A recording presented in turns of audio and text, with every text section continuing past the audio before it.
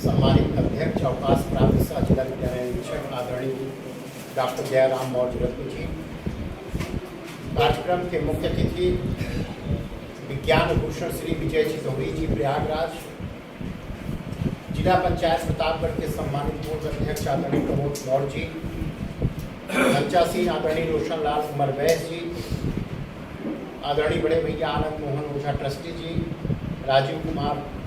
Arya ji, angel centre college के संस्थापक प्रबंधक प्रधानाचार्य श्री आदरणीय डॉक्टर शहीदा जी, मुझे अनुज्वल स्नेह देने वाले आदरणीय डॉक्टर संगमनाथ त्रिपाठी भंवर जी, आदरणीय प्रेम कुमार त्रिपाठी प्रेम जी, संचालन कर रहे श्री अनिल कुमार नीले जी, स्वतंत्रता संग्राम सेनानी के परिजन यहाँ पर उपस्थित, आप सभी साहित्य अनुरागी बंधुओं, मैं व्यक्तिगत तौर पे आज गौरवान्वित हूँ इस पुस्तक के विमोचन समारोह में प्रतिभाग करके। यह जनपद प्रतापगढ़ शिक्षा के क्षेत्र में, साहित्य के क्षेत्र में, अध्यात्म के क्षेत्र में और राजनीति के क्षेत्र में भौगोलिक दृष्टिकोण से मेरा जनपद छोटा भले लगे, लेकिन इतने सपूतों की इस मिट्टी ने जन्म दिया है जिसको एक बार में एक स्थान पर संग्रहित करना भी बहुत कठिन नहीं है तो सरल भी नहीं। चैत नवरात्र में मेरी पहली मुलाकात आदरणीय कुंज बिहारी काका से हुई। आपका फ़ोन आया मेरे पास कि हम मिलना चाहते हैं, मेरी इनकी पहली मुलाकात थी। मैं नवरात्र की बेला थी, माँ सवितम देवी धाम में दर्शन करने गया था, तय समय पर पहुँचे, आए आप मिले और आपकी रचनाओं को देख करके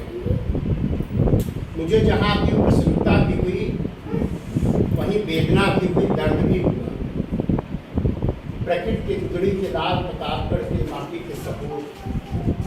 अब तक कहाँ आप छुपे थे।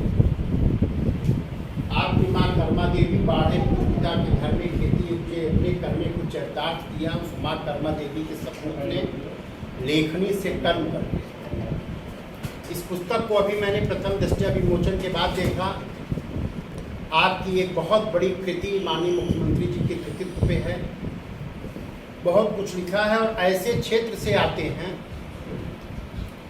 और एक तरीके से मेरे गांव से निकटस्थ पड़ोसी एक ही विकास खंड और परिचय के रूप में पूर्व जिला अध्यक्ष के रूप में जहां आप सबने जाना, वहीं पर हमें जब खुशी हुई कुंज बिहारी जी से मिल करके और स्वतंत्रता संग्राम सेनानी के परिजन से मिलकर के आज़ादी के समृद्ध काल में आप कल्पना करिए कि भारत के स्वतंत्रता संग्राम का इतिहास जब पढ़ा जाता है उसमें साहित्यकार की भूमिका को कम नहीं आंका जा सकता और देश की आज़ादी के बाद साहित्यकार की भूमिका तब से कम नहीं हुई। और आज जब 21वीं सदी के तीसरे दशक के 23वें वर्ष में हम हैं, बाजारीकरण और प्रपंचीकरण के युग में जहां पर डाटा एकत्र करना, सूचनाओं का संकलन और हमारी आने वाली पीढ़ी इसमें तत्पर है, वहीं समाज कोई आंख खोल करके सही मार्ग दिखाने का काम अगर कर सकता है इस बाजारीकरण और प्रपंचीकरण के युग में, तो केवल और केवल साहित्यकार कर सकता है। मैं पूरे विश्वास के साथ कर सकता हूँ। संचालक महोदय कह रहे थे कि साहित्य और विज्ञान, हम लोग बचपन में निबंध आता था कि विज्ञान वरदान है कि अभिशाप है और विज्ञान की धारा मानव के कल्याण के लिए, विकास के लिए, प्रगति के लिए हो, यह राह अगर दिखाने का काम किया है तो साहित्यकार ने इसको राह दिखाने का काम किया। और आदरणीय कुंज बिहारी मौर्य जी ने प्रतापगढ़ की उस परंपरा को हरिवंश राय बच्चन, सुमित्रानंदन पंत, आचार्य भिखारी दास, साहित्य महारथी डॉक्टर रसा त्रिपाठी की परंपरा को जीवंत करके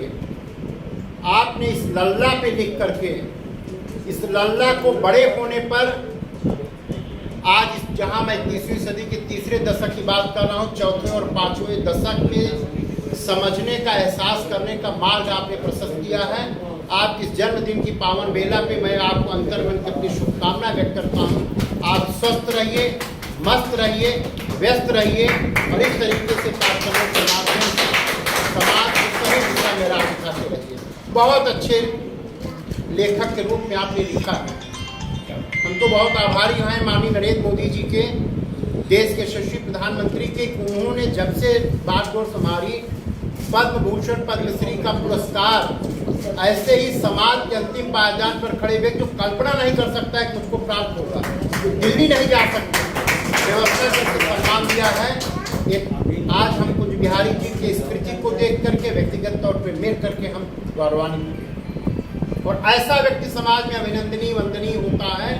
जो साहित्य के लिए काम करे, जो संस्कृति के लिए काम करे, जो देश और समाज को सुदिशा की ओर मोड़ने का काम करे, जिस दायित्व का निर्वहन आदरणीय कर्मा देवी जी के सुपुत्र, आपके पूज्य पिताजी रामधार मौर्य जी के सुपुत्र बिहारी मौर्य द्वारा हो रहा है। मैं आभार व्यक्त करता हूँ आपका आमंत्रित होने के लिए और इतनी विभूतियों से एक साथ मिलने के लिए।